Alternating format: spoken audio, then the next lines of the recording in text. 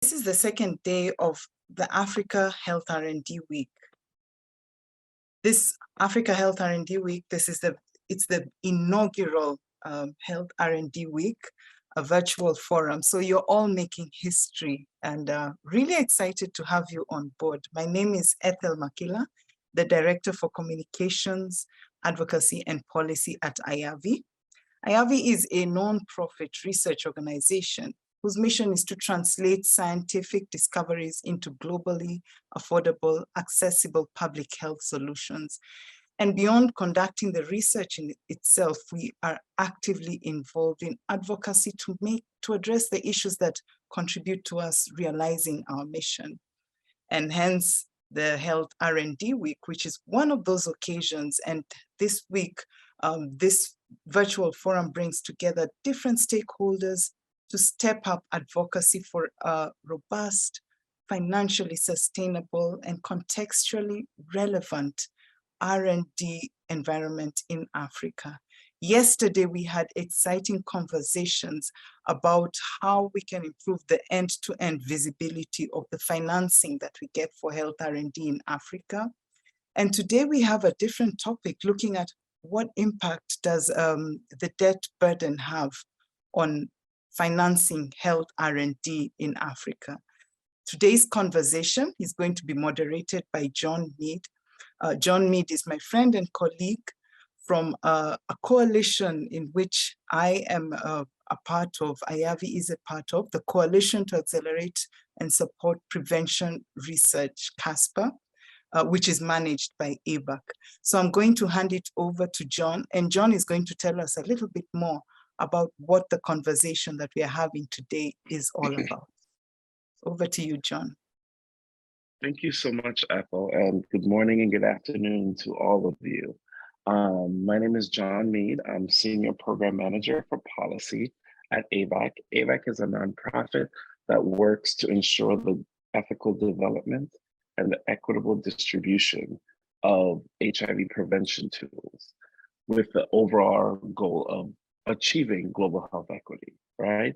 And as Ethel mentioned, I am one of the leads or core leads of the Coalition to Accelerate and Support Prevention Research, other known as CASPR. I advise multiple partners, including IAVI, working on domestic resource mobilization, but also advocacy around HIV prevention, research and development. Today's session, thank you so much for joining day two. Day two is all about the debt burden, right? Debt is one of the many things that really stymies and affects and impacts a government's ability to invest adequately and sufficiently in HIV prevention research and health research in general, right? And this is an important topic when we're talking about domestic resource mobilization.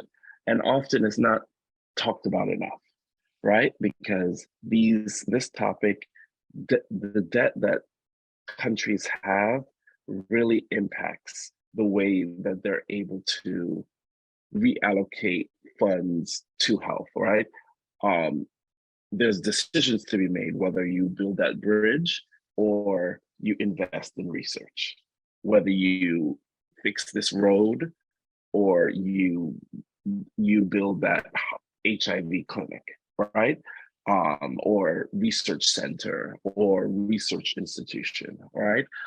So this is an important topic, and we have two amazing speakers, colleagues that will be giving us some more information about what the debt landscape looks like, why it's important to speak on this, and what advocates like yourself can do to advocate to your governments, advocate to these stakeholders that hold the debt, and really engage us in a really robust conversation of how debt relief, debt cancellation can be included in our advocacy efforts for increased domestic resource mobilization. So I'm really excited to welcome our first speaker, who is Jaime Atienza. Jaime joined UNAIDS in 2021 and is the Director of Equitable Financing Practice Department at UNAID since February 2022. He is a PhD candidate with Madrid Complutense University, specialized on debt and public health in sub-Saharan Africa. So perfect venue for Jaime to come and speak today. Before joining the UN, he worked for several public institutions, private foundations, as a consultant and with global CSO networks. In his 13 years at Oxfam, he led overall campaigns and policy, the global aid and development finance team and strategy, as well as debt policy and advocacy worldwide. He is a recognized international expert in financing for universal healthcare and education, particularly on taxation, ODA, debt, and other financial instruments. And with that, I will hand over the mic, the invisible mic, to my colleague from UNAIDS, Jaime. Thank you so much for being here. Thank you very much, colleagues, and thanks, John, for your intro. It's a pleasure to be with you all today, and I hope that this is a useful conversation and a useful presentation. You know, I'm an economist, and sometimes it's difficult to trust economists because we may tend to use our jargon to keep others on the fence and not being able to engage in a conversation. I think the whole purpose of this engagement, in my view, is precisely the opposite: is how to help connect the different financing streams with the health needs of the people, with the right to health that people have, and with the obstacles that stand in the way. We are going to focalize on debt, but as I was looking through your program, I think it's a very, very well crafted program, because first looking at the accountability that is essential, so that not only commitments are made, but citizens can feel that it does make sense to get new resources, to get new taxes if that is needed, or to get other instruments is important. We're going to talk now about debt, and you're going to continue with domestic revenues. And these are very, very essentially directly linked. And let me start with one number. I'm going to speak a little bit to camera before I go to my presentation, because I think there are some key messages I would like to start with. The first one is that for countries, many times debt is a substitute for the money they don't collect through taxes. There are many different reasons to this. There are the illicit financial flows that are, they have been tagged with different numbers. The OECD has said $50 billion are running away from Africa in illicit financial flows. There are tax loopholes, there is tax competition. We're going to be talking more about all this, but that explains why tax collection is low. But there's also the, I would say, political economy of tax reform. It's very difficult in any country to raise taxes, to get either companies to pay the fair share when they are not doing so, either get high net worth individuals to pay a higher part of piece of their profits. It's difficult always to go for tax reforms, and it takes a lot of political muscle. So we can say that when debt is available, so when countries can take in new debt, new loans, or issue new debt, they can go into the market and get money loaned through a debt bond issuance. It's also a way of getting the money they cannot get through taxes. So there's this direct connection, and I will not get into kind of the theory of this. Just give you a number. So throughout the decade of 2010, the previous decade before kind of COVID hit, the multiple crises hit, now the cost of living and the fuel, food and finance crisis was hitting. All before this, we had a decade that was a successful decade for Africa, apparently, where we saw definitely economic progress and social progress in many fronts, but where we also watched with concern a debt buildup. What was happening? Well, on average, African countries were collecting 18% of their GDP in taxes. That number alone may not tell you very much. I think if you put it, you try to compare it with the countries that have the stronger tax systems, they are collecting between 35 and 40% of GDP. That's the OECD countries. But we have other developing or so-called developing or emerging regions that are collecting 25% or close to 30%, depending. You have different cases. So Africa is collecting, has a very low rate of tax collection. And I was saying it was on average 18% of GDP, but it was on average 18% of GDP in 2010, and it was on average 18% of GDP in 2019. So the full decade, tax collection did not grow, it was flat. On the other side, debt intake, so new loans, new bond issuances, new bank loans or multilateral loans that were coming to the countries grew at a 10% rate every year. So year after year, there was a 10% growth. So while the tax collection was flat, the debt buildup was growing every single year. So I think that's something very important to bear in mind, because then you see the direct relation between debt and tax collection. And this means, as we came forward to the end of the decade, and I will show some slides now so you can kind of see these more visually, or in a better visual than myself, which is pretty easy. When you see that, what happens when you are taking in new debt is that when the time to pay back comes, you are normally, and you have not increased your tax collection, or you have not grown your economy substantially, what you see is that you are not collecting more taxes, but you are having to pay more every year. And normally you will have invested the debt the money you were borrowing in let's say hard investments, hardware investments in, as John was saying, bridges, ports, roads.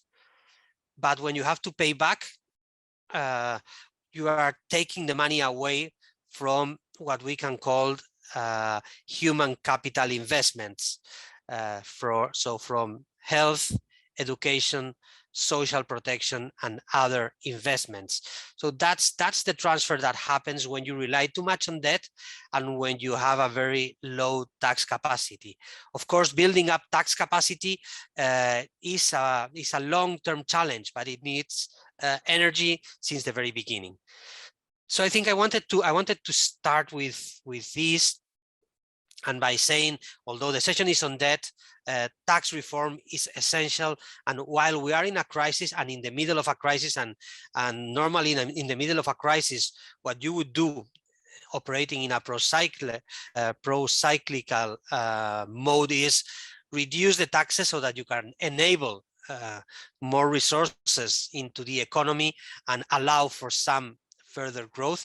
You need to start. So my point is, even if you in the very short term are taking any different measures that affect taxes, you need to start reform today to be sure that you'll be collecting more taxes and you'll grow that 18% to GDP to a different level. You will take it to a different level, because then you will have a sustainable financing future. So let me leave it here for the start. I'm going to share my screen and my presentation with you. Let me walk through what I want to share today. It's basically trying to understand what the situation on debt is, and I'm going to focalize, of course, on the Africa region.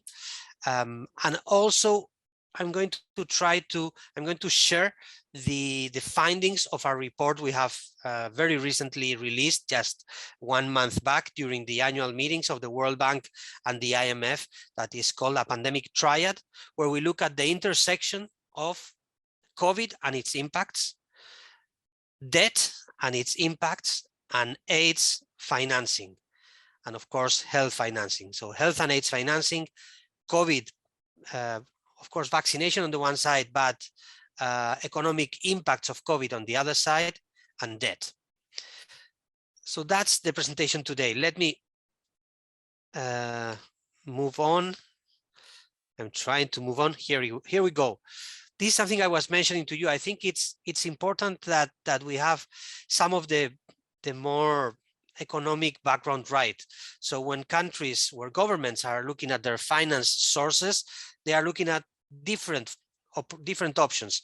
Taxes, domestic revenues, I've already spoken about this. It's the most important source of government financing everywhere. And I highlight here that it's risky. When it's low, it's risky because if you have low tax collection, you can even ask for a smaller amount of money because you are less reliable, your base is smaller, and you get your new loans, if you take them, at a higher price, at a higher cost, because there's a lower reliability of your accounts. There are other factors that affect Africa. There is something called the Africa premium, where Africa seems to be especially punished in the cost of new debt vis-a-vis other countries. But I cannot get into the details of that, but I'm happy to engage a little bit more when we get into dialogue. So we have 4 sources: tax and DRM, ODA flows, so donor money coming into the region. So historically, in every crisis, we've seen a 10% decline. We don't know now, because we can say we have now 2 interlinked crises, the COVID crisis, and then this, we can call it the Ukraine war related crisis, where when we thought we were coming out of the previous cycle, we suddenly bumped into this situation that happens thousands of kilometers away, but that directly impacts the cost of living, the affordability and availability of food, of fertilizers, which is pretty important, of fuel, and the cost of finance goes up for different reasons. So we have ODA flows that normally will fall 10% over a crisis. We don't know what's going to happen now. Then we have debt instruments, where you can have either relief when you get not to pay at all or not to pay immediately a part of your debt, and that creates additional fiscal capacity. But then you have debt creating instruments. When a country, for example, issues debt, is when they go out to the market and say, we are issuing bonds for $1 billion US. Next year, we are going to reward it at 7% interest rate, and we are expecting that there will be interest in the market. So investors will be interested in our debt. They will trust that we will be able to recover, and we will express what we are going to invest it in. So issuing new debt, or taking a loan with a bank, or taking a loan with a country. So countries provide with new loans, banks provide with new loans, and then there are these other market instruments that are more sophisticated, but that are very important at the same time. And finally, I'm putting there multilateral sources. So the IMF, the World Bank, the African Development Bank, and there are other institutions that operate in the region. All 4 are the options for when a country needs to go for financing. So that's what they find themselves against. So we are in a time of record debt. This is easy to grasp. As you see there, when we look at low-income countries, you see that the amount of debt to GDP is much lower. But again, because both the size of the economy and the tax base is very small, this is a higher risk that would otherwise be, or that you would feel in other economic environments. So if you're a high-income country, for instance, we have Italy with 150% of debt to GDP. It's not good, but it's still in the markets. There's not a problem. My home country, Spain, is 120% of debt to GDP. It's operating okay, no high premium. It's still going out to the market and getting new loans when needed, because it has a 37% tax collection to GDP, and that is a broad base to leverage that, and because high-income countries have other advantages that we can mention and we can talk in dialogue. But the main message here is we have record debt, and especially in low-income countries. If you look here, what you see and you look at the year of 2022, is that countries that are ranked as in debt distress or at high risk of debt distress are now 60% of the low-income countries. So we can say there is a pattern in low-income countries of growing debt risks. And this, of course, means it's mainly low-income countries in the Africa region and some low-middle-income countries that are facing the most severe risks. This is a bit outdated because the last numbers are for 2017, but this graph for me is to help everyone understand how much debt drains the budgets of countries.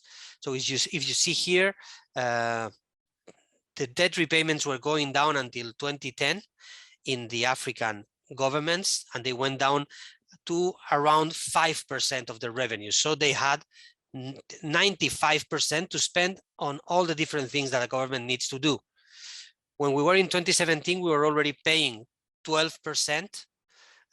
So it was going up. So the debt crisis started happening before. It only got worse with COVID and got worse with the Ukraine war. And now if we continued there, we would see that it's on average over 18%. So we are now above levels of the year 2000. So this is what debt repayments do. It eats out the capacity of countries to use their public budgets. Well, here I have some of the hard facts I wanted to share. So there is a record high debt for all income groups. Cheap money. So in the 2010s, it was a period of cheap money, lower interest rates than usual. Of course, low-income countries, although there were low interest rates, they paid relatively higher interest rates compared to others. So that was an exception, and that's what I was referring to as the Africa premium, but it's also because low-income countries were, in some cases, accessing the debt markets for the first time, the debt private markets. Well, we have some other things here. The high debt repayments, debt reliefs discussion. When COVID hit, and the talk about debt relief was really urgent, and it was good that within 1 month the G20 was discussing it. They came up with a solution that ended up being very limited and that failed to deliver results. We came up with a debt suspension initiative that only temporarily halted payments. And to give you a sense of the dimension of this, it was 73 countries that could access a 2-year debt suspension, but only 46 requested it. And the reason why this happened, it was because it would only affect to their bilateral debt, so to debt that they had with governments. It meant that private debts and debts with multilateral institutions would continue to be repaid. And for some countries, requesting the debt suspension was meaning they were sending a message out that they were in debt troubles, and countries don't want to portray themselves as in debt trouble until they are in a very bad situation, because that will hit their capacity to take in new debt or to roll over debts. Rollover means that a country that has to pay this year will go back and renegotiate to pay in the next 5 years, for instance. So they are rolling over, or they are taking a new loan to pay this debt this year, and they are going to repay this new loan in 5 years' time. So that way they continue building like fiscal space for their operations. The fiscal crisis is deepening with Ukraine, and it was impossible to invest in the fight against COVID and recovery without cutting other sources of spending. And let me give you another number here. While high-income countries invested 17%, or the equivalent to 17% of their GDP in the economic recovery and in coping with the COVID crisis, low-income countries could only invest 2.4%. Because they couldn't go to the market for new debt, they were already in debt trouble, so debt was not an option. They couldn't raise taxes, they couldn't go use their monetary policy, they couldn't just have their central banks put out new money and try to bring in further loans. There were no, the kind of instruments that a high-income country will have are not available for low-income countries. That's why there is a multilateral system to cover that gap, but the multilateral system was far from enough. That's why we see amazing, big investments in high-income countries to cope with COVID, relatively very small investments in low-income countries. So I would say the inequalities were kind of widening as we were fighting COVID, and we were seeing this. And we have to say that there is a deterioration ahead of us because of this continued situation. And the deterioration ahead of us, I think I can give you like two numbers. One of them I'll dig deep a little bit on it. We have 4 consecutive IMF downgraded forecasts of future economic growth. And 2023 is going to be worse than 2022 in the forecasts of the IMF.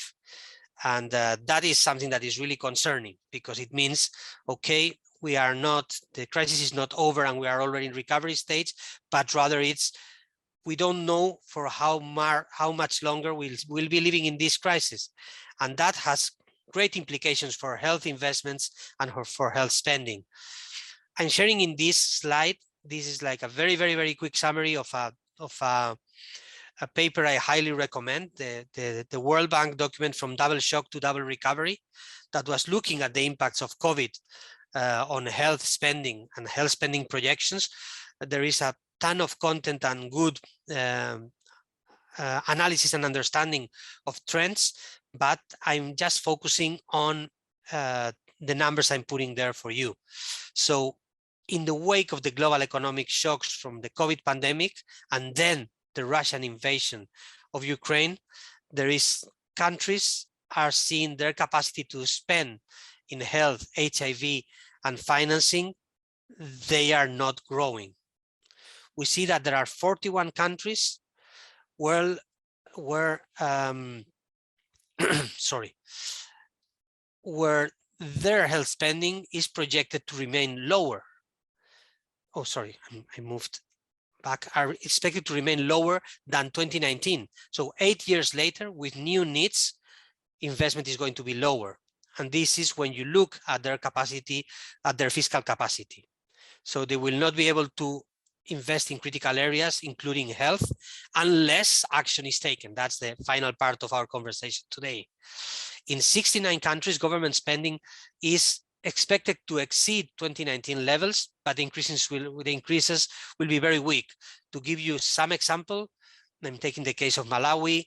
Per capita spending is $11 per year. It may move up to 12. So that's not what we would call a significant increase in health spending reacting to what's needed. And then in only 67 countries, so a little bit above 1/3, government spending is projected to increase by 2027. The bad news is that most of these countries are high-income countries or high middle-income countries. So we see that the divide is also growing. These are the numbers that the World Bank is giving us. So we are seeing that there is really a health financing crisis ahead of us. And let me move now to the second part of my presentation, that is the pandemic triads report. I want to connect more the debt challenges with the COVID and AIDS challenges, and to make sense of it and move to the final section where we talk about what can be done, what would need to be done. First, the global HIV response is in danger. UNAIDS released its report last July in the International AIDS Conference, where we were saying the response is in danger. We are seeing a decline in financing, in donor financing. It's a slight, it's a decline over years, 10% in a decade. So it's not 10% year by year, but it's significant. And more concerning, we saw a 2% decline in domestic investments. That is the biggest part of the HIV response worldwide. The second point is that COVID pandemic is not over, as you all well know.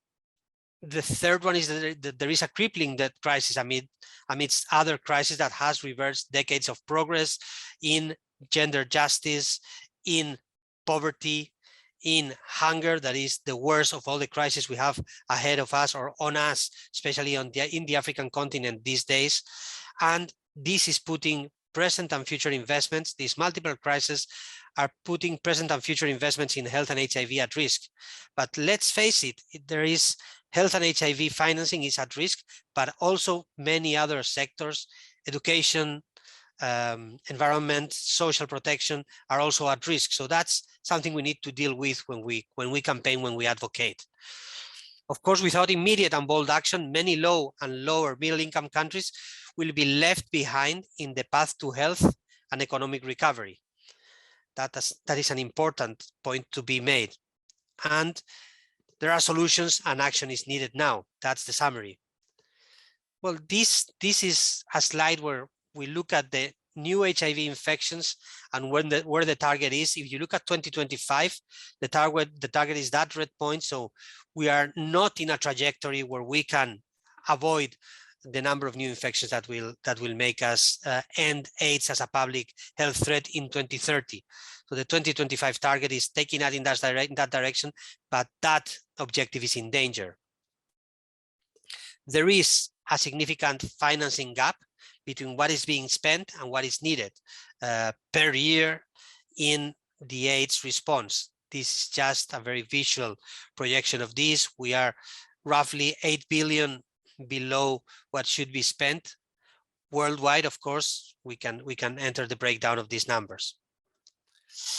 Well, this is just a slide. I'm going to go fast through it to illustrate how far we are from being passed over COVID. You could see the Africa region, the Africa continent, with very low levels of vaccination. That is very material, and that speaks to one of the inequalities that we saw during the COVID pandemic since the very beginning. Access to vaccination. Vaccines were hoarded by high-income countries, and high-income countries protected companies from sharing their intellectual property and therefore allowing for others to contribute to the production and to reaching every single human being with vaccines to prevent the impacts of COVID. So some conclusions from our report.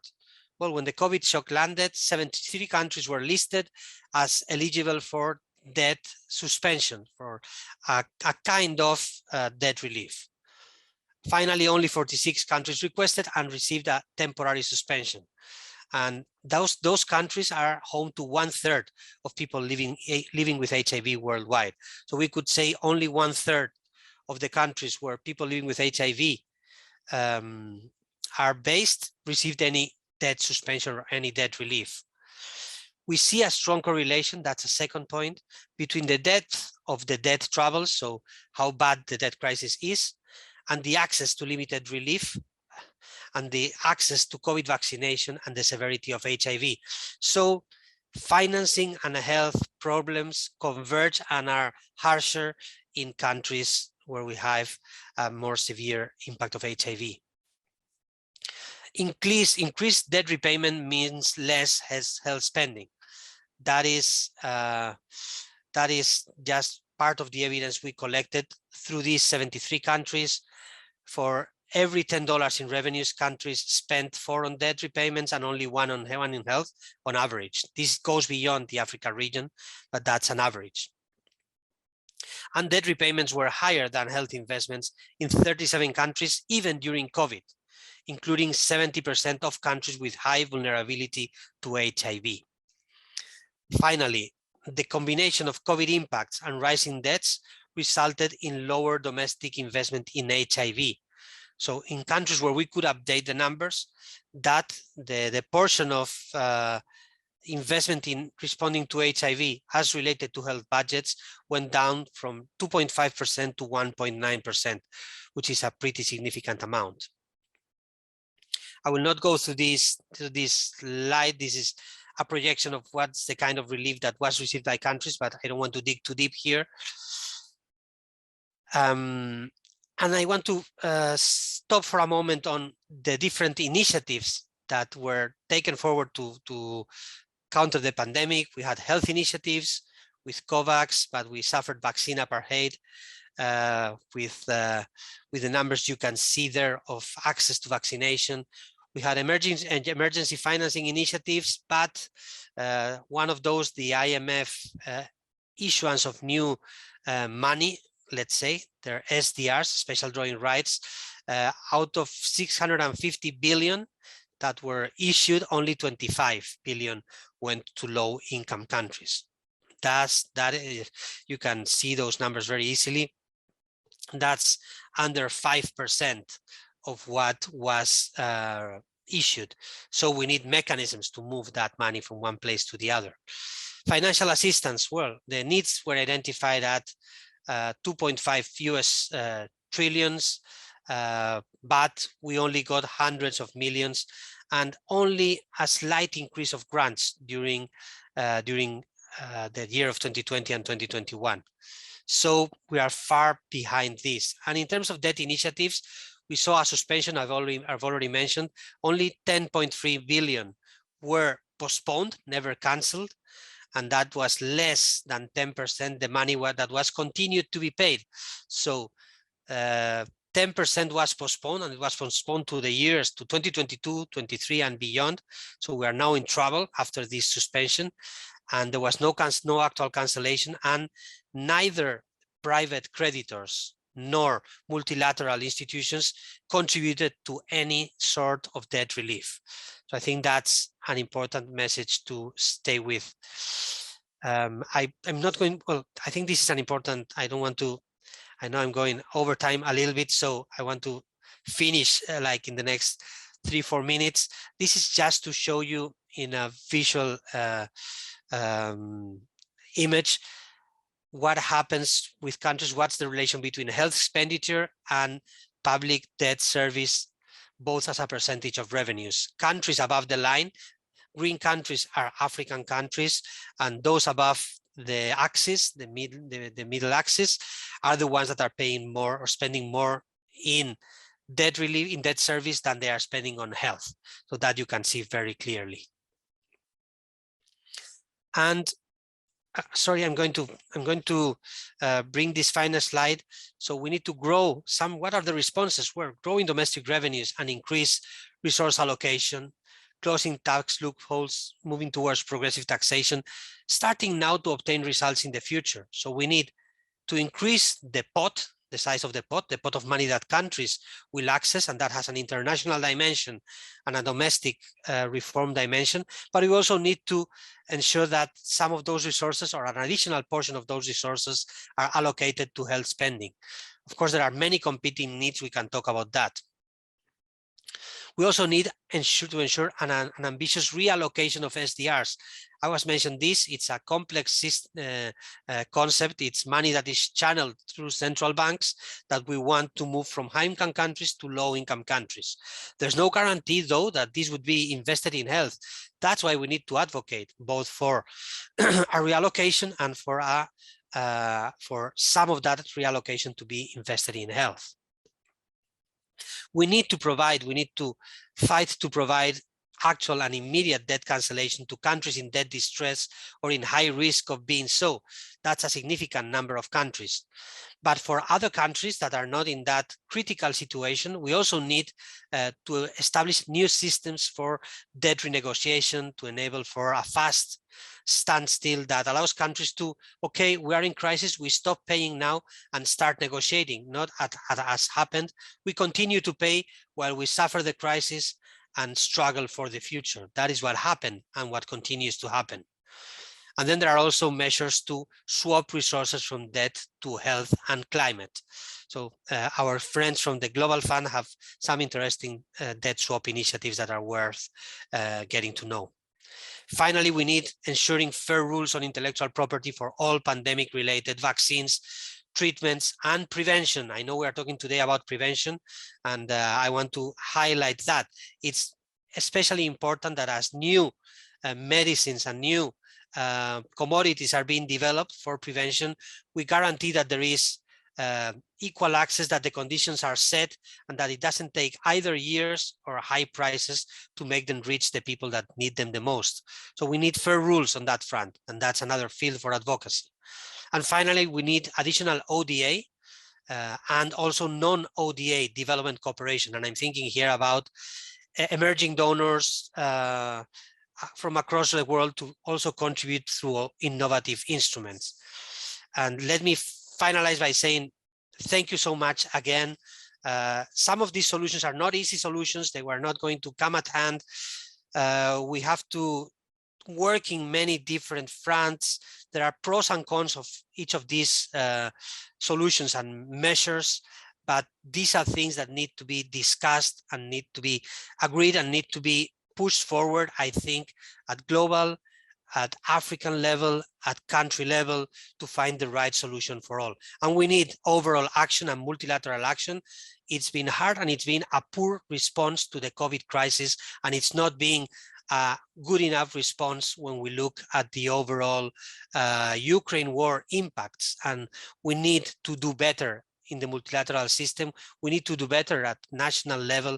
We need to be more effective and more efficient with money allocated, but we need to secure the right amount of resources as we move into the future. I'm going to leave it here. Again, thank you very much. And I can stay with you for the next half hour. So over, John. Thank you so much. I was going to ask you, how long can you stay for some questions? So can you stop sharing your screen? Yeah, perfect. Thank you so much for that comprehensive overview. I think it's really important to really, the way you set the scene and provided a great overview for our participants on debt and tax revenue, and how taxation is an important aspect to this, and how debt is a problem in the world, but particularly sub-Saharan Africa. And we are grateful that you are able to come and speak. I put, as the participants can see, I put in the chat the multiple links that that Jaime was mentioning, the report from World Bank, but also the UNAIDS report, which he was very significantly involved in and led. So we are really grateful for your leadership on that and for coming and speaking to us about debt relief, debt cancellation, taxation, and what the landscape looks like. I do want to, before I hand it over to our next speaker, Amanda, we do have some questions in the chat. And first, I will hand it over to Nifa Morar. She has her hand up. If you can unmute and ask your question, that would be great.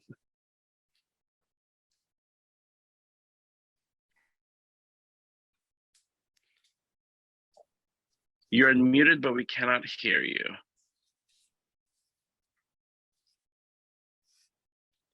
On my side, can you not hear me? Perfect, you're good. You're good right now. Yeah, okay. You're good. Okay, great. Thank you very much, John, and to the organizers. Excellent presentation. Thank you. So I have two questions. The one is that I like the list you presented on what we can do. Great. I'm really into timelines and working collaboratively to implement these key action items. We're in dire straits in health, in terms of infectious diseases, etc. And when you started presenting, it made me feel crippled with the tax issue and the debt relief, because how does one control that when I want to just manage health?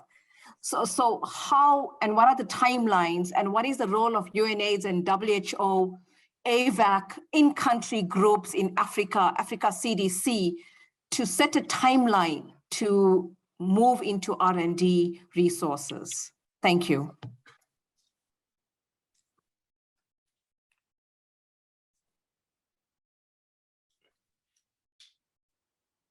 John, I'm writing down the question, and I also writing down some of the questions that I see in the chat. Okay. Maybe I can answer those so that we can, as you, yeah. Please let me know what you think I should do. No, yes. So there are, so Nifa's question, but there's also a question in the chat about the example of debt for health swap that we know of our bilateral arrangements. are there opportunities for such arrangements with multilateral lending institutions? And then I think there's another question earlier on the essential sources from Romaine. On the essential sources to finance government action, do we have a sense of proportion, the average percent coming from debt, from ODA, etc.? Perfect. Yeah, I would answer these three questions, and then I can introduce Amanda, and then we can go into a discussion with the whole participants. So please answer the couple questions. Great. I from what I read, well, the first one on debt swaps. Debt swaps have been, as you say very well, mainly bilateral. So a government decides to it's a government to government agreement, and the agreement is the debtor government stops paying debt, gets a discount, and will pay back in investing in its own health or in certain health projects or national program. There's a lot of advantage in this, but the reality is that the size of debt swaps has been very limited. The amount of money involved are small amounts compared to what we need, but it's a very positive. It takes time, it takes a lot of work. You are asking, is multilateral possible?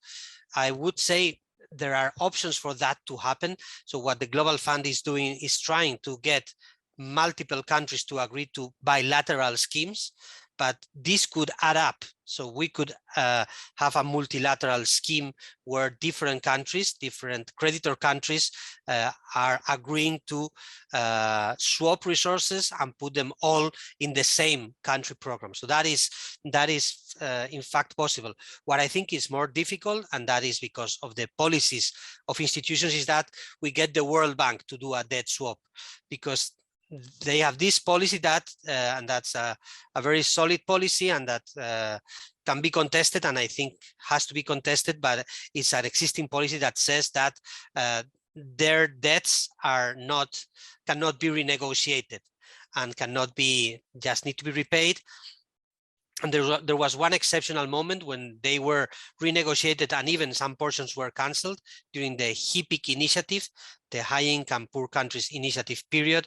But that was done, with the exceptional situation that donor countries would pay back the World Bank instead of the low-income countries. So such a scheme is not in place today. So I think it's not feasible to have a multilateral institution, but it's possible to have a multi-country scheme, in short. And I think the Global Fund is pushing in that direction. I read also from Ethel, I think that she is mentioning a point that I think I shared. It's absolutely essential when you try to understand what happened during the 2010 decade. It's that very large loans were taken for investments that will mature in the long term, but the calendar of repayments, the moment where you have to repay your loans, simply those investments have not paid back. So you cannot pay back your loan with the results, with the returns of your investment. You have to start taking that repayment from other sources, because just giving you random numbers, if you get a loan and build a road, it takes 5 years to build the road, and you say, okay, I'm going to pay back my loan in 10 years, but probably the return on investment that comes out of the growing economic activity will only be there in 20 years. But if you have to pay by year 10, you are going to have to take the money out of other places. And normally those other places are the investments that we care for the most, to make that point clear. Finally, the question on the role of UNAIDS, WHO, and others. I think there are different health financing dialogues and financing dialogues happening at country level. I think one of the things we need to do as a health community, and I'm talking also about the multilateral institutions as ourselves, is build our own space and capacity to be part of the decisive financing dialogues. Normally, where the hard decisions on financing happen is either in parliament through a parliamentary process, either in the finance ministry, in dialogue with other ministers, or in the dialogue with the IMF when a country is negotiating its new program, its Article 4, where they set their objectives. And in that moment, normally, the health institutions are not in the room. And that's what we want. That's what we want to revert, actually. I started a new department in UNAIDS because we want to, together with all of the other health partners, build a space to bring capacity, to be able to bring these proposals and bring health to a higher level into the political and financing dialogue. And let me just highlight, because it's a very important process, that there is an African Union, joint African Union and Global Fund led process called the African Leadership Partnership, where you have finance ministers and health ministers coming together and agreeing on certain measures that have to do with health financing. Of course, it all started before COVID, so it was kind of frozen, but we are now moving to sub-regional dialogues in SADC and in the East African community, and even to country-level dialogues. It's about elevating the dialogue on health and on the different dimensions of health, from research and development to prevention, to treatment, to systems, to pandemics. We have all the different dimensions, but what's important is that we actually build the space to be able to be part of that political dialogue. And that's what we are doing and what we want to engage, and engaging with you advocates and kind of concerned people and experts on different matters is an important part of that. So I think I leave it there just with this last message. It's highly political. So getting money on budgets is highly political. So it requires advocacy, it requires thinking through, it requires a lot of influencing, partnering, coming together with usual and unusual friends and partners to move in that direction. And it's, as we are in a health financing crisis, I think we can say, as we look into the future, we need to build this strongly. And I leave it here, John, over. Perfect. Thank you so much. So thank you for those answers. Thank you for those initial questions. This is obviously a topic that is very interesting and necessary for our work in advancing domestic resource mobilization for health R&D. I do want to invite another colleague and expert, Amanda Banda, who is a well-respected global health effective change maker.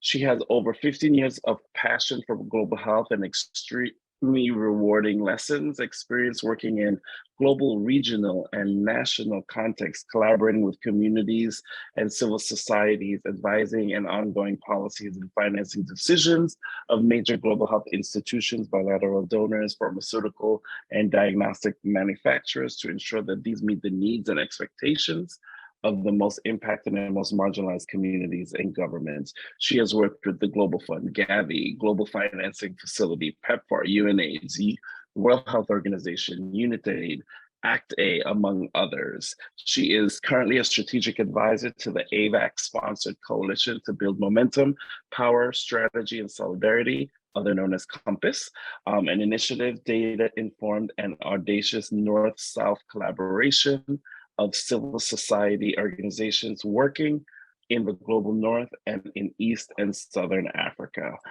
So I welcome Amanda to the invisible stage to really provide any comments and any reflections on Jaime's presentation and the topic at large. I give the stage to you, Amanda.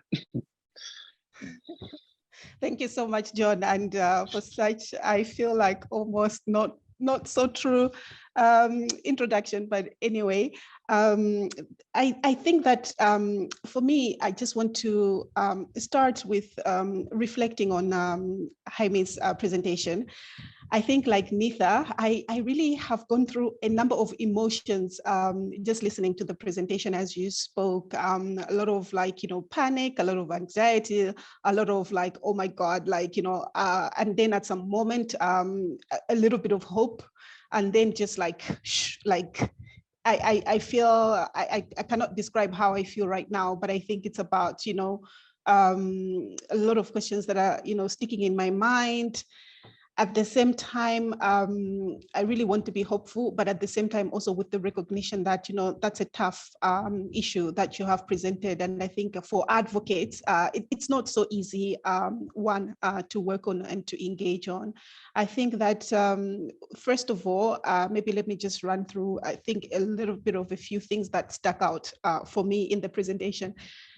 So I had hope, and I think also just reading most recent reports on the illicit financial flows, over $1 trillion dollars has been lost, I think, from the African continent. And I think, Jaime, you did raise about over $50 billion dollars annually being lost in illicit financial flows.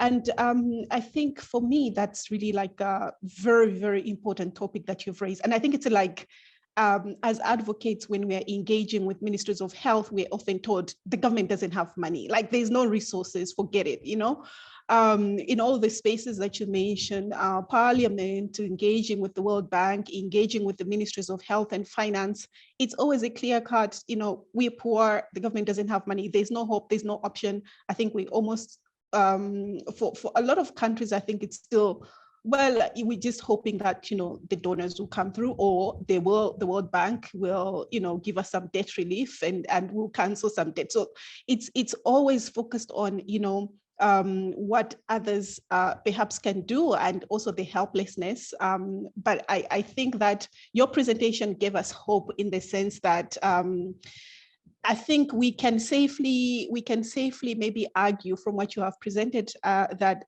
I guess that the fact that there's limited tax space and base for collection, I think maybe perhaps that's a myth, because then what you're saying, and I think from some of the reports that I read, is that the money is there.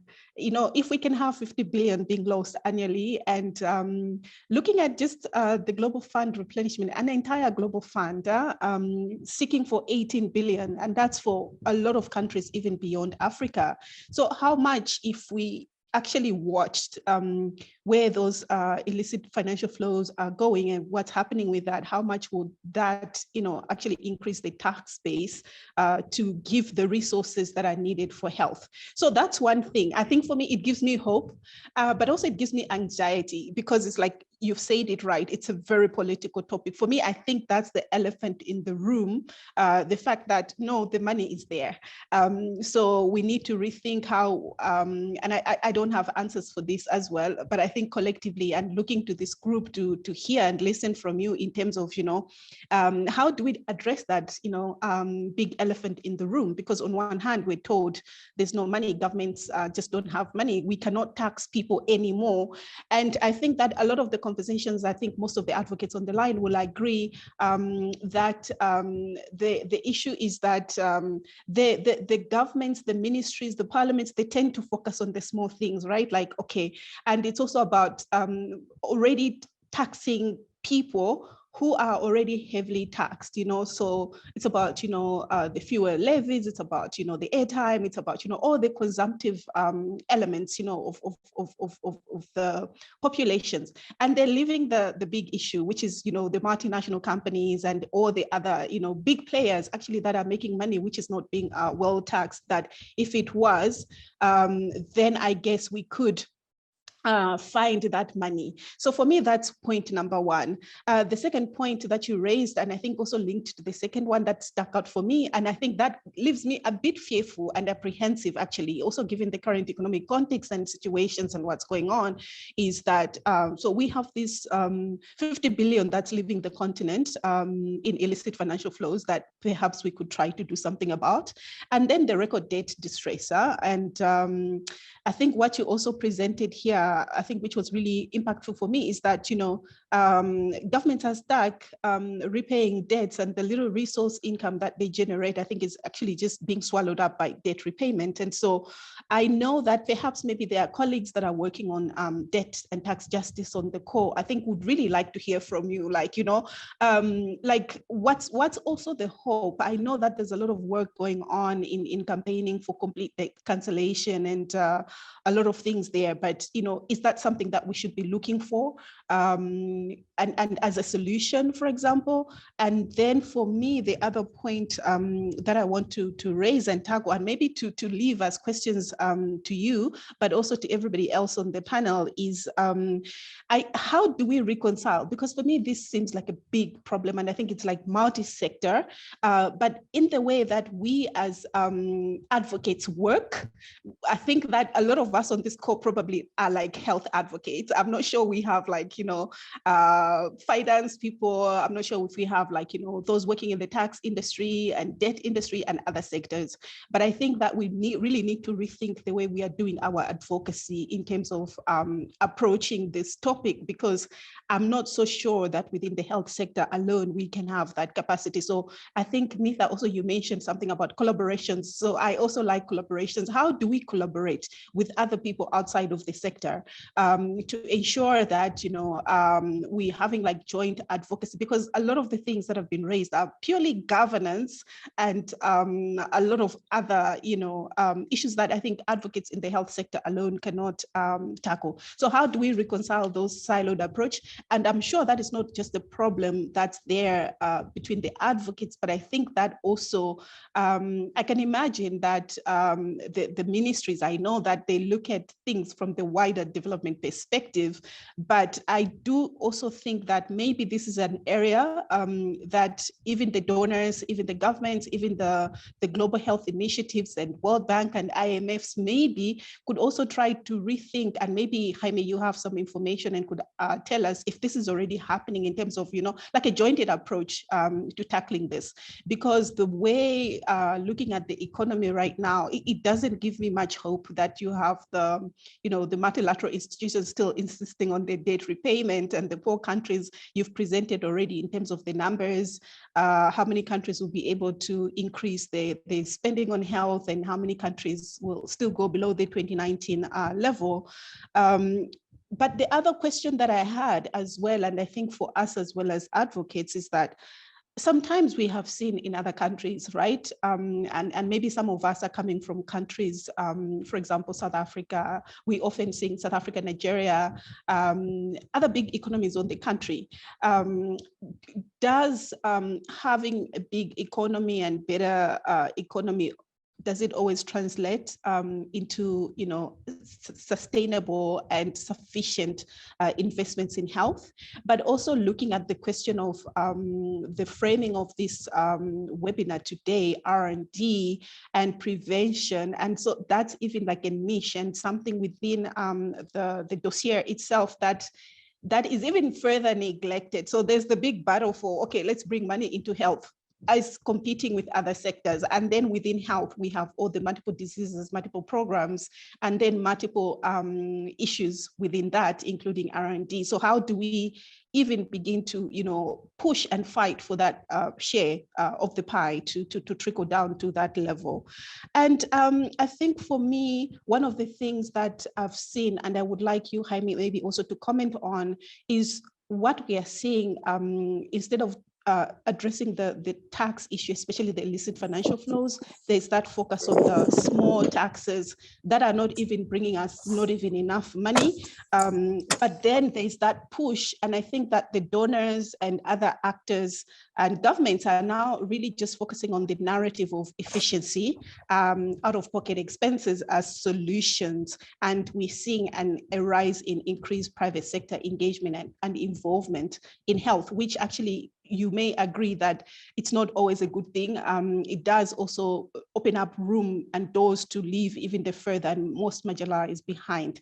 So why, my question is, it's great. I was so happy that UNAIDS released this report, but why are we not hearing this narrative as well coming from other global health major initiative and bilateral, multilateral initiatives around, let's tackle, illicit financial flow as one of the solutions. Let's address the tax justice issue as one of the solutions, other than just pushing for efficiency out of pocket. I know UNAIDS is pushing back on some of these things, especially out of pocket expenses, but how do we get the big global health initiatives to mobilize as well and push? Because the problem of illicit financial flows, I think it's not something that African governments and civil society alone can address, because that money leaves the continent. It's going somewhere. And so like where do we even start as advocates? Because if the money is going to Switzerland, for example, take the case of the debt crisis in Mozambique, the 5 billion. That money went to the Netherlands, to the UK, to Switzerland, and without a trace. So as African advocates, sometimes I feel so helpless. Like, what exactly can we do? Like, what exactly can we do? So I leave it there and just open it up. Maybe Jaime, you can respond first, because I know you have limited time. You have to leave soon, but then I'm really looking forward to having this conversation with colleagues and advocates on the call. Thank you.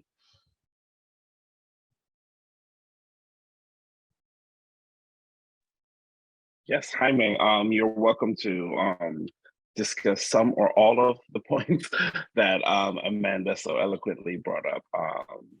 Wow, Amanda, so you brought up so many of the challenges we are facing. I think it's fair to say, so be it government officials, be it civil society organizations, be it researchers, activists in different conditions, I think we are facing a big challenge as we look ahead.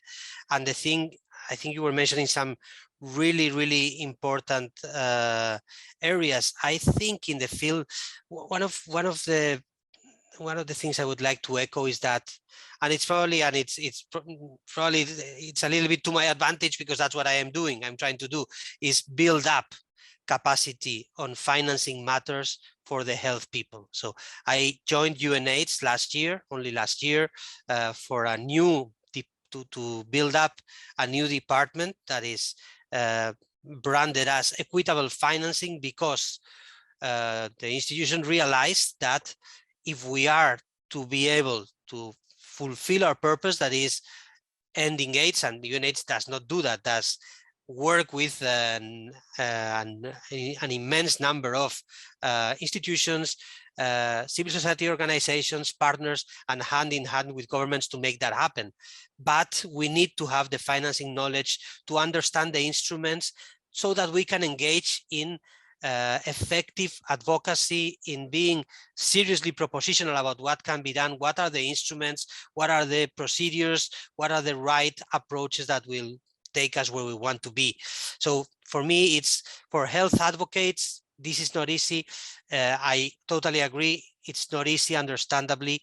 That's why it's important on the one side to build up capacity, I think, and on the other side to partner with those that are specialized on the financing side. I know that you were planning to have today with you Jason Braganza from Aphrodite. Aphrodite is a very reliable civil society network in the African continent that could speak to the debt and to the tax issues combined and be a good reliable partner for some of this dialogue. So even if they have not been able to join your week, there may be a connection there. I mean, more on that front. Of course, in terms of what are others doing, what are other institutions, is there awareness of this? I think there is growing awareness. I was part of a conversation between some of the different agencies specialized on health financing. We are all in agreement that there is a health financing crisis.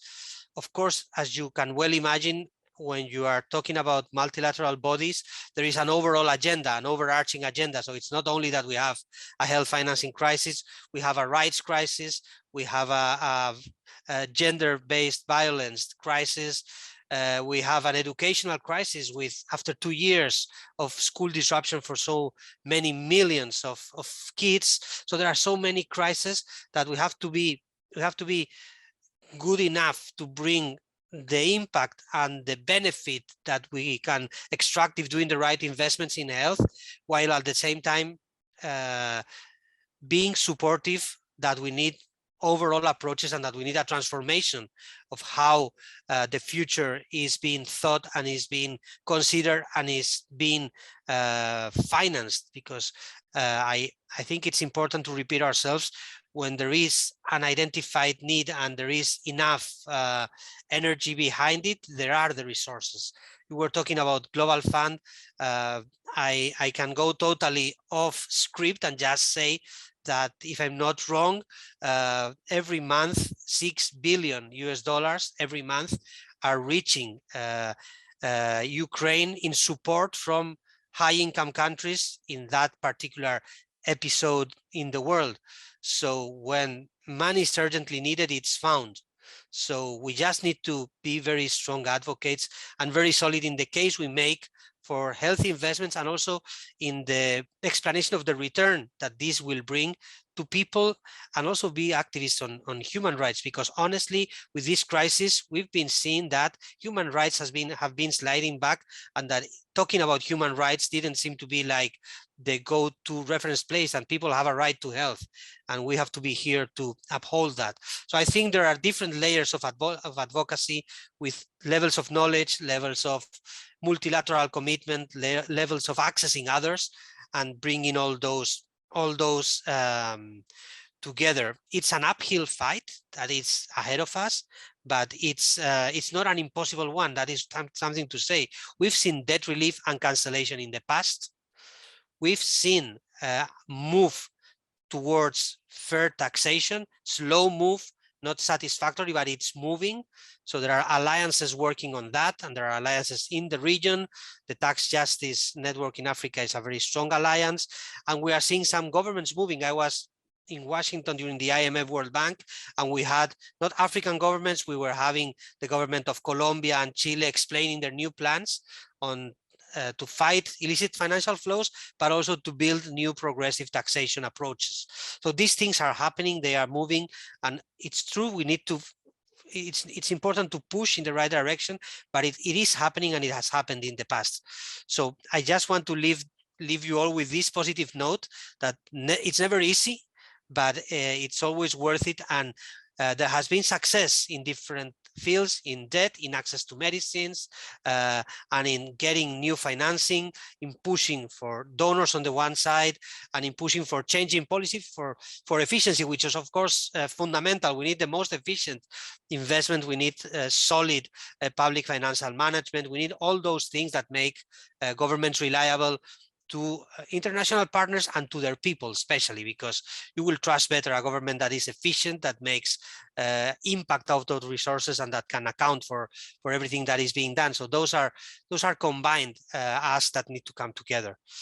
And you finally mentioned also out-of-pocket expenditures and the risk that we follow that path because there is no public resources. We strongly oppose that, and we think we need to be very solid advocates to look for other solutions, and we have a list of solutions that need to be triggered, but not putting the burden on ordinary people, and even less so on poor people paying for services they will simply stop paying for, and that will mean that more lives are lost and inequalities grow. We cannot afford that.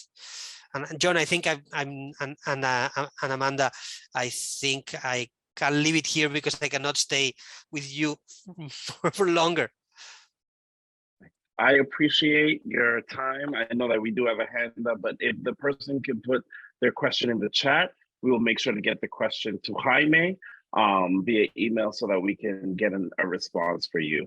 We do appreciate your time today and your insight into the debt crisis, right? And how advocates can collaborate with these large multilateral organizations, with each other, with their own governments, how they can engage with their governments. And this is not the last. We will engage with you because you have a wealth of knowledge and a wealth of information, and we want to really collaborate with you and UNAIDS in this new office that was created last year at UNAIDS.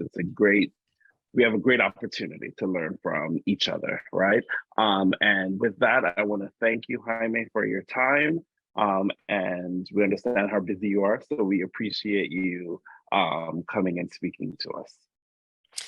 Thank you, John. Thank you, Amanda, for those great comments. Apologize, colleagues, that I cannot stay longer, but I will send some notes to John on further things. I will go to the chat after a while so that I can get a download of that, and we'll try to respond to everything. All the best and best wishes for the rest of the week and for the continued fight that we need to be part of. Bye. Thank you so much, Jaime. Thank you, Thank you so Jaime. much. Thanks. And I do want to turn it over, Amanda, to, we do have someone from Tax Justice Africa that is with us only for the next 7 minutes. So I really do want to ensure that we give her some time. I would love to introduce Chennai. Is that how you pronounce your name? Yeah, that's how you pronounce it. Oh, perfect. Thank you for joining us. And we would love to hear the work that Tax Justice Africa, given the conversation we just had about the importance of taxation and all of that. So I will give the imaginary stage over to you. Thanks, Don. I accept the virtual stage.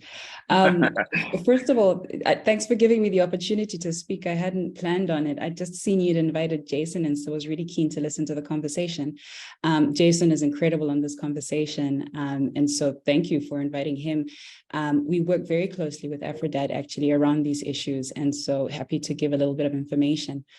So Tax Justice Network Africa, I know Jaime had mentioned it earlier, we are a Pan-African network. We constitute of about 44 different civil society organizations across the continent. We are based in Nairobi, but we're the only Pan-African organization that works on the issue of tax justice and curbing illicit financial flows. And so by tax justice, often those two words, you don't see them together.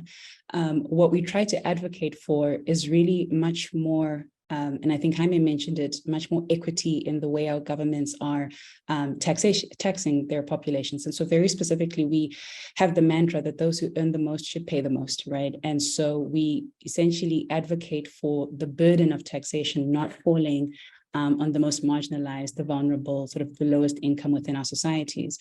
Those we advocate for increasing their contribution to government revenues on multinational corporations, wealthy individuals, etc., just because they have a higher taxable capacity, and the value of $1, particularly for higher income individuals and companies, is much less than the value of $1 for someone who's much lower income.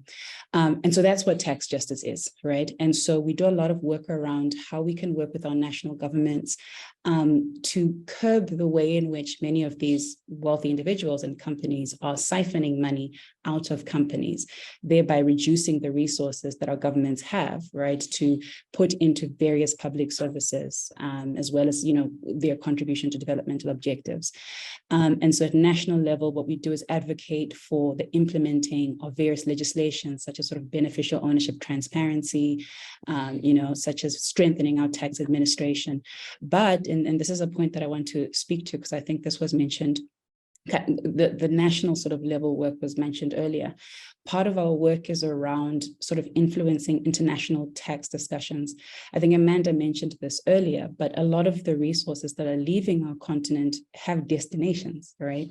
But unfortunately, you find that the conversations that are happening to reforming the international tax space do not actually include African governments and African spaces. So it's the OECD right now that's having discussions about reforming the international taxation system. But when you look at where the resources that are leaving the continent are going, it's the very same countries, right?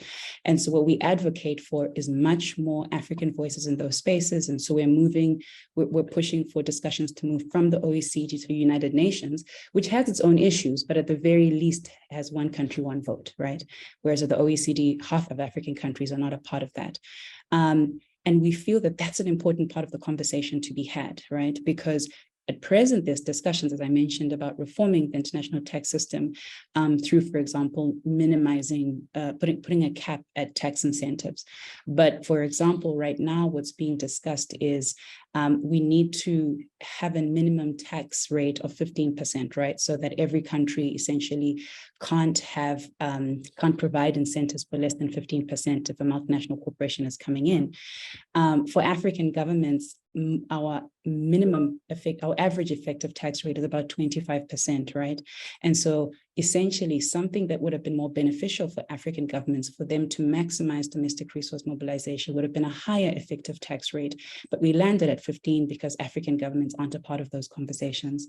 So really what we advocate for is reform at national level, right? Progressive tax system, put the burden on sort of higher individuals, close, the various legislative loopholes that exist, better capacitate our tax administrations, and then at the international level, have African interests and African voices be present within those spaces. Something I'm really excited about, and I think what this particular meeting is doing, is the need to increase the synergy between advocates across all sectors within this conversation. Because at the end of the day, when we advocate for tax justice, the reason is because we feel that, the more resources a government can have, the more resources they can then, contribute to various social sectors. And so going back to the way we work, at national level, as I mentioned, we have partners. Many of these partners, in fact, I'd say almost all of them, do not actually work on tax justice. But what they've seen is that, say, for example, you are a women's rights organization, right? You want to be interested on issues of tax justice because, say, you want a certain percentage to go to your area of interest, right? The larger the cake, right? The larger the 10 or 15% that's going to your area of interest is, right? And so that's something you want to be interested in. But not only that, the way in which governments raise taxes can have implications at times on issues around gender equality, for example. So if it's not generating revenue in an equitable way, you can actually see your government perpetuating inequality in an effort to try and raise domestic resource mobilization. So everybody, that's just an example, should be a part of this. And so we've got, for example, trade union groups that are a part of this conversation. We've got NGOs that work on consumer issues, right? Because it really is something that is cross-cutting. On the issue of health, I'm going to share a report that we did very recently with Equinet, actually, that looked at this very issue, right? That looked at, particularly in Eastern Southern Africa, how much our countries are losing vis-a-vis how much those respective countries need, right, to meet their health budgets. Because at the end of the day, we can no longer be dependent, right, on external resources. And I think COVID showed that, right, that ultimately it's ourselves and our own ability to raise domestic resources that's going to help us address our own developmental objectives. And so I will share that in the chat. But really just to say, I think the more we're able to enhance the synergies between different advocates working on different issues, the better we're going to find solutions to these issues. There's no one solution to addressing, all of the developmental needs that we have. A multi-pronged approach, I think, is the best way. So I hope that's helpful, John. Thanks so much for letting me speak. Definitely, that was very helpful. And you made some excellent points, like tax justice, tax advocates, women's rights advocates, HIV research prevention advocates. We all need to be in the same space having this conversation, because we need to be on the same page. We need to be working together. There are contacts that one group of advocates has that other groups of advocates do not have and can advocate in different ways.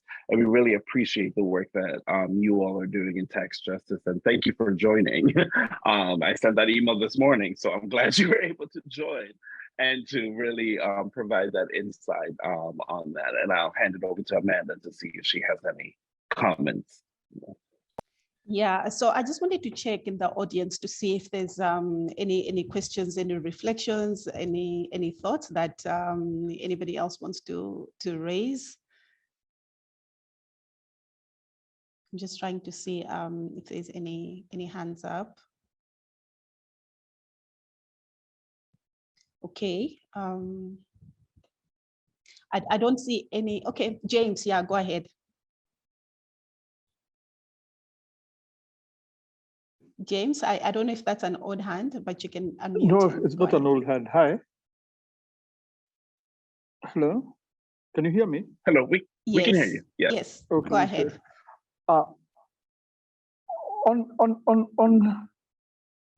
On the issue of the illicit financial loss of close to 50 billion, what can that what can be done about it, or how can that,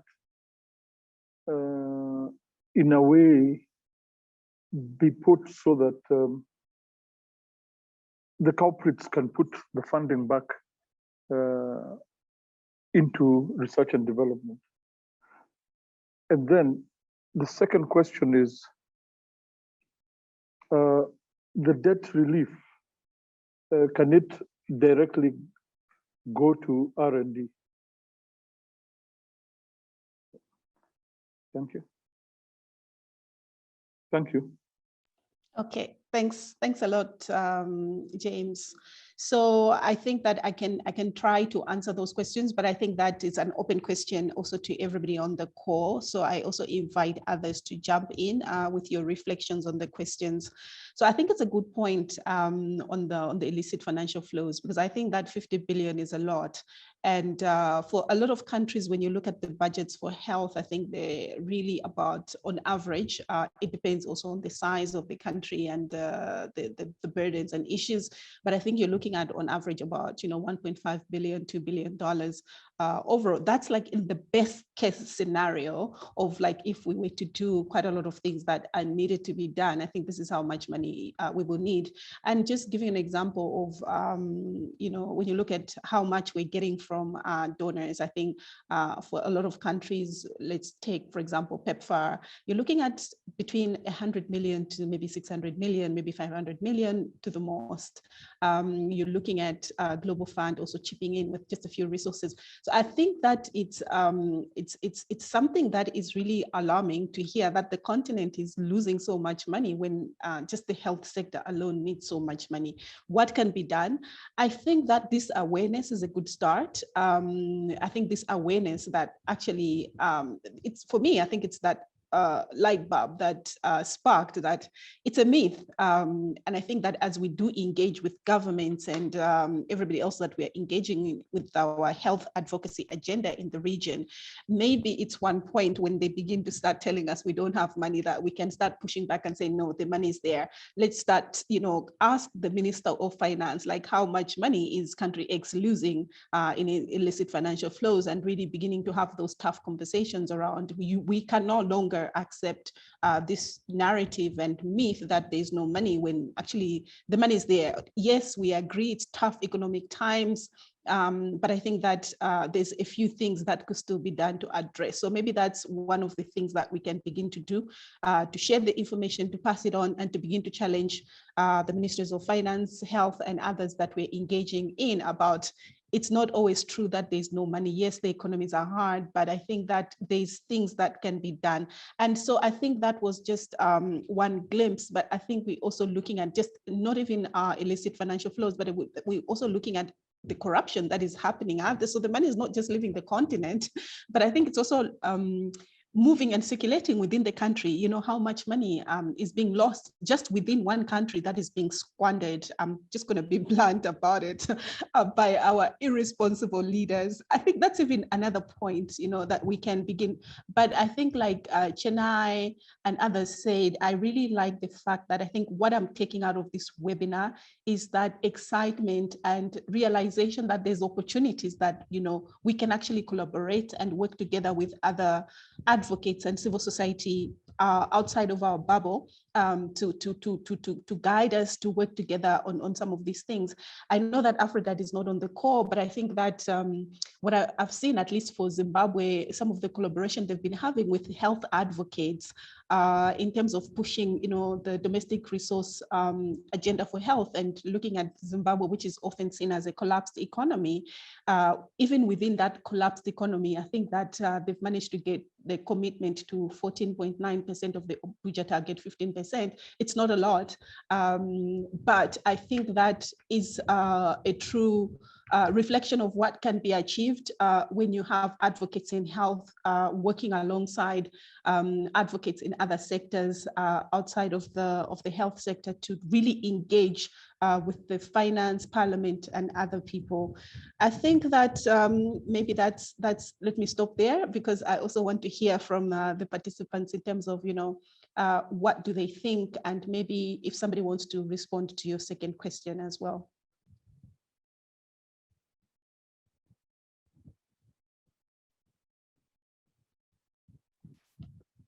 Yeah, so Amanda said we invite you to put any thoughts in the chat, unmute yourself. This is an open discussion, right? This is a forum where we can all provide insight and all provide their experiences on our thoughts on this topic.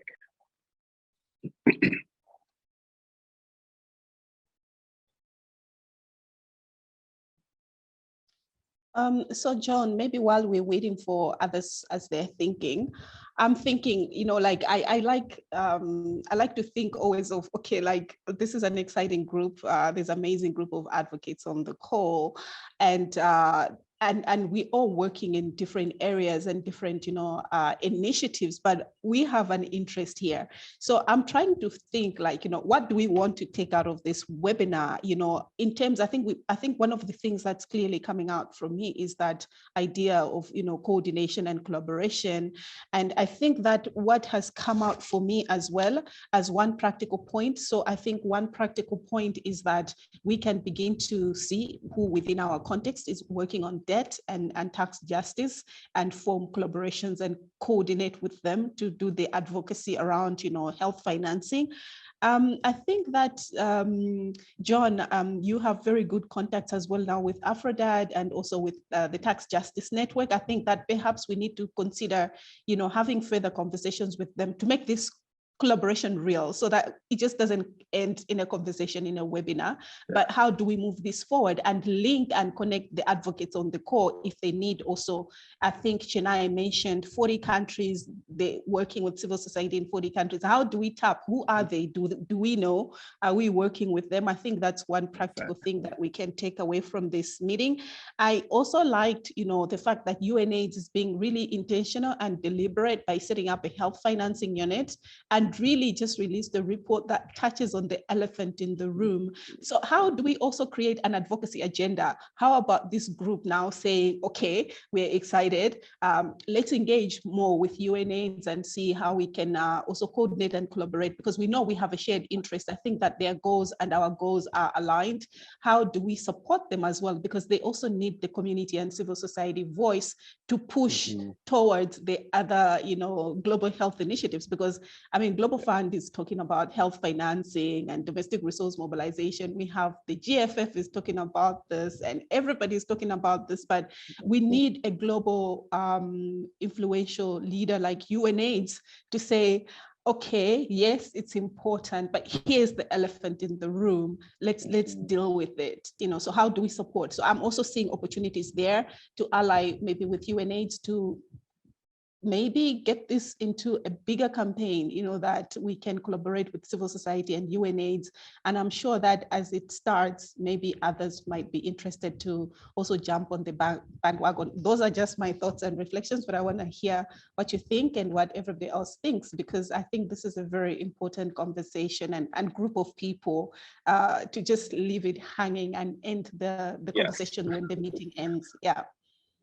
Definitely. And thank you so much for bringing that up. I was going to talk about it at the end, but thank you for bringing it up now. You made some excellent points about some of the collaborations that we can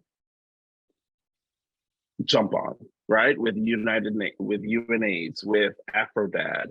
These are connections that we will definitely continue going forward. Before setting up the African Health R&D Week, we are in conversations about developing a learning collaborative, right?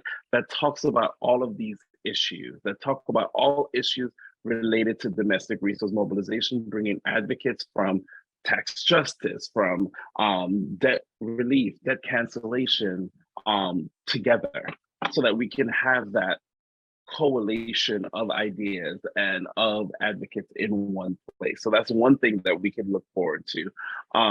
AfroDad could not be with us here today because of extenuating circumstances, but we will definitely be working to bring them on to open this conversation and bring their network with them, so that there are possibly organizations, civil society organizations that people on this call are working with that they don't even know are working on tax justice and debt relief as a strategy for for domestic resource mobilization. So there are many opportunities. If you've registered, if you're on this call, that means you're registered and we have your contact information. So we will be reaching out to really set up follow-up conversations about that. And this is the beauty of a forum like this, Africa Health R&D Week, is bringing together advocates, researchers, government officials, multilateral officials to this space so that we can have these conversations and to really kind of like open our eyes. Because one thing that I've noticed is there are debt relief, tax justice, debt cancellation advocates, and there are DRM advocates who are advocating for governments to increase investment, increase money that's going into health R&D and health in general, but sometimes the left hand doesn't speak to the right hand, right?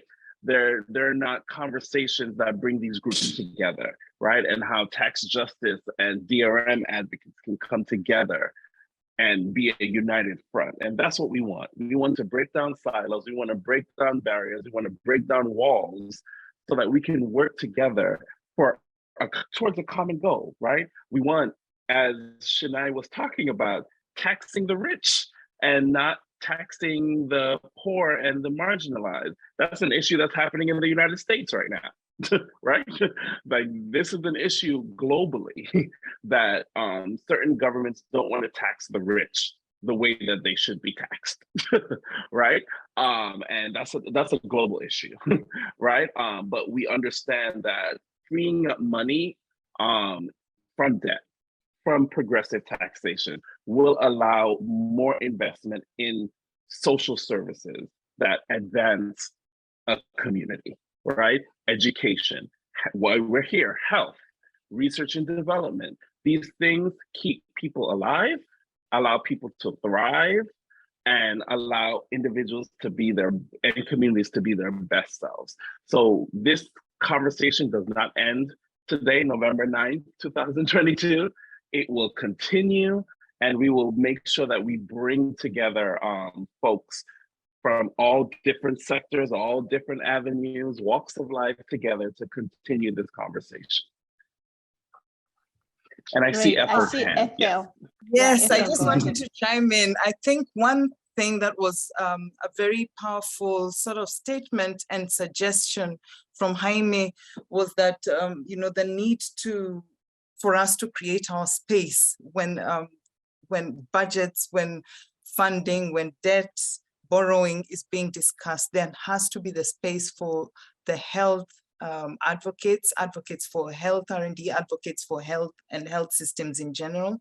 But then I also heard we also need to, expand our knowledge and our capacity. And I sort of heard, he may not have said it in many words, but I heard an offer from Jaime's perspective, an offer to be that kind of bridge between what needs to be known, what needs to be understood, and the passion that we have on the other hand.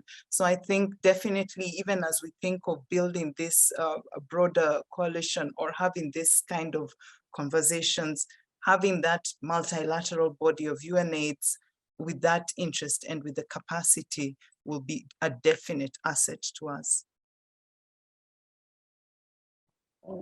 Definitely. And this connection with Jaime happened in the last 48 hours. So we are very lucky to have him come and present. And that is definitely going to be a long-lasting relationship with UNAIDS, his office of financing at UNAIDS. And I know that Winnie is very passionate about this issue as well. So maybe the next time we talk about this, we will have the executive director of UNAIDS on with us. So we really appreciate if you can mute yourself. Perfect. So this conversation is not ending, and it is a very important one, and a lot of high level individuals are interested in this conversation. And we are willing to have those conversations with them. I know that we have about 13 minutes to the top of the hour. Are there any other comments in the audience, participants? Feel free to raise your hand, unmute yourself.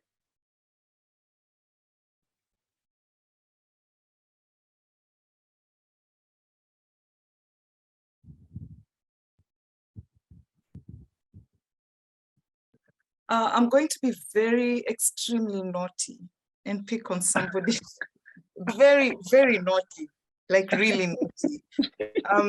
Evelyn Kibuchi. I'm sorry to call you out, but I do know that you do have some work going on, some advocacy going on with parliamentarians. And this is specifically, it's disease specific, but I actually think that the work that you're doing with the TB caucus is important, because another thing that Jaime mentioned is the opportunity to work beyond. We are health, that's our area. We're in health, we're in advocacy, and that's it. But what about the economists? What about the parliamentarians? So Evelyn, spotlight on you. That's Ethel being naughty. But thank you so much. Yeah, it's true, we work with parliamentarians, and like you have stated, parliamentarians are very key in decision making, in lawmaking.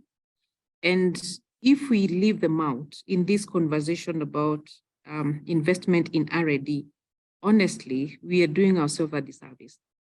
And I feel like they should be part of this conversation. In fact, we should have invited some of them in this conversation to understand why are we emphasizing on R&D, why do we need more funding, so that they become our advocates, so that when they are discussing budgets, they flag out R&D as an area of priority that needs to be allocated adequate funding. And for them to be able to be our advocates, we have to educate them. We have to showcase cases of how R&D has transformed access to health, for example, so that they can make their cases in parliament when they are doing advocacy for R&D. Having said that, I think in moving forward, I think we need to purpose on engaging the parliamentarians in this conversation. Like in Kenya, we have a new crop of leaders of parliamentarians. By now, we should be discussing how do we get the new members of the health committee, sensitize them on R&D, let them know the gaps that we have, let them know what are our asks around R&D, and that way they will be capacitated enough to stand in our gap and do advocacy on our behalf. So that's a way forward I would highly recommend. Thank you, Naughty Girl. That was an excellent point. And a new election and a new parliament is an excellent opportunity to gain champions. In the United States, we just had our elections for our Congress, right? And there are going to be new congresspersons in office and in power. So having those conversations, capacitating them on our issues and why it's important to advocate for said issues, right, is important. So thank you so much for bringing that up. And I do see Marcia, hope I'm saying your name right. You can unmute and join the conversation. Okay, hi. Thank you for giving me the opportunity to talk about a little. And at first, I'd like to apologize if something you have already talked about what I'm going to ask. But I thought all the discussions are very important and very interesting.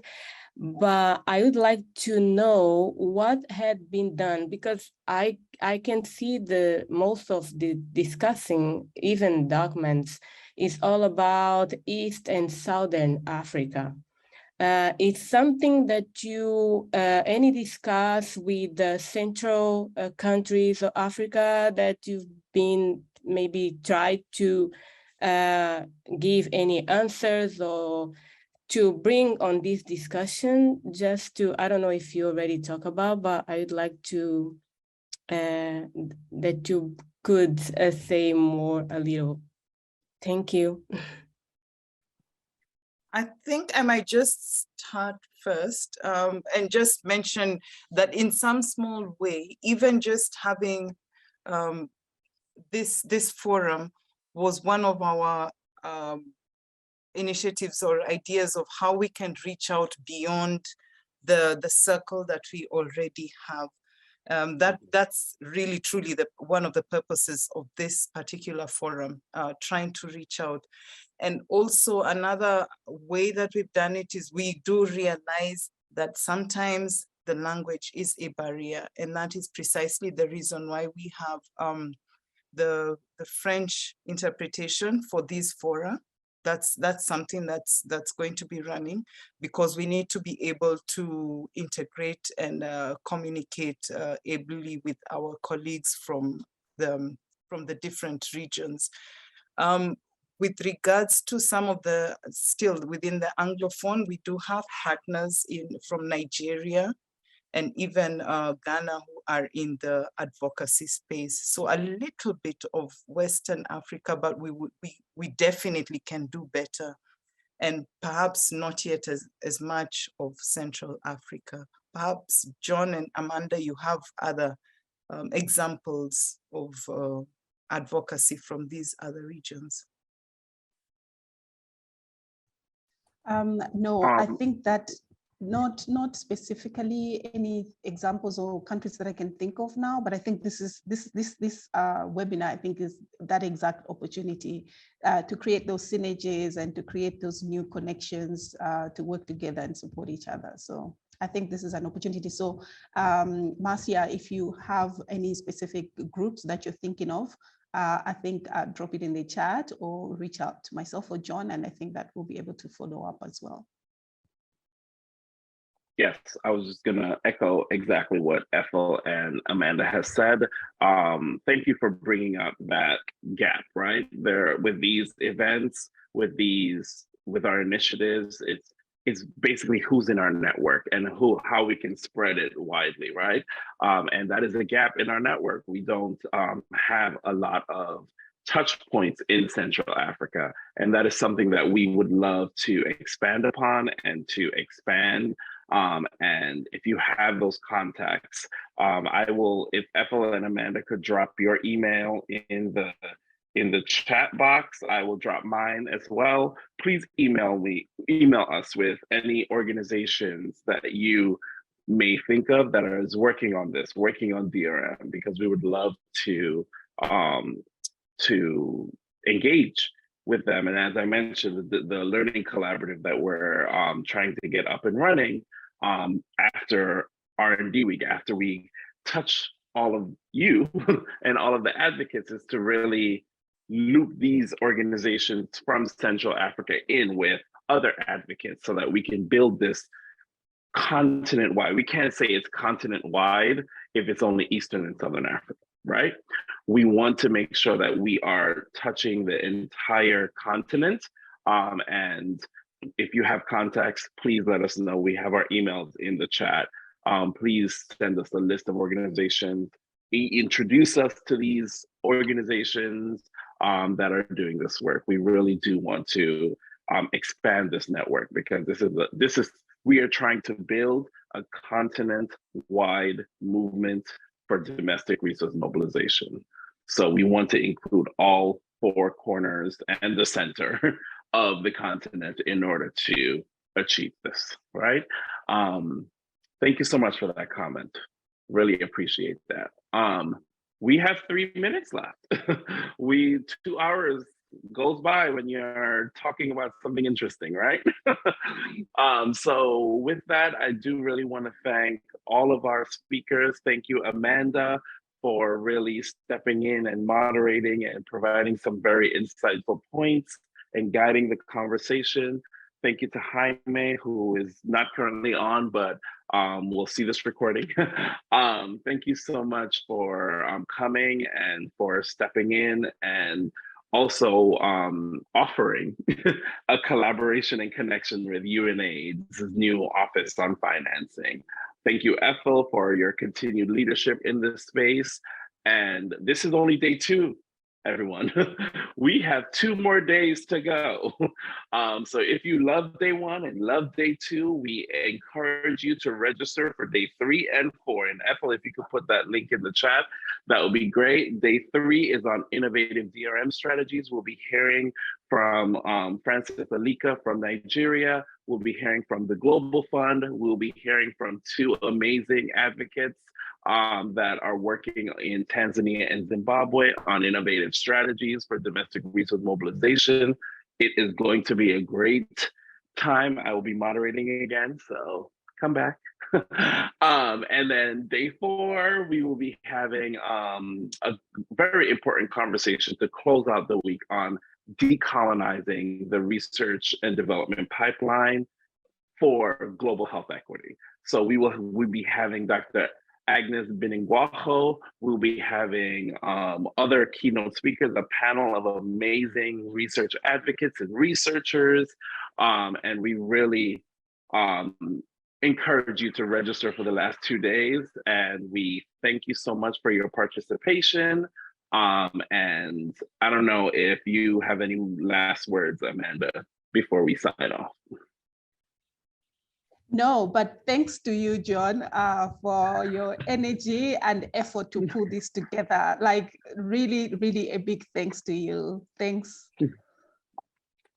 And Ethel, do you have any last minute words? I'm not going to ruin it. Thank you so much. See you all here tomorrow. We're going to be talking about resource mobilization, innovative approaches. We need your ideas. So see you here tomorrow.